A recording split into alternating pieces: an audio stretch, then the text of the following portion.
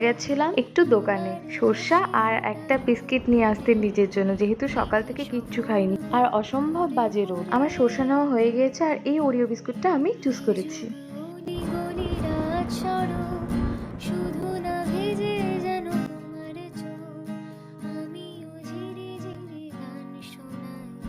আর এদিকে করলা ভাজা, পটল ভাজা আর সর্ষা দিয়ে বাটা মাছটা কমপ্লিট।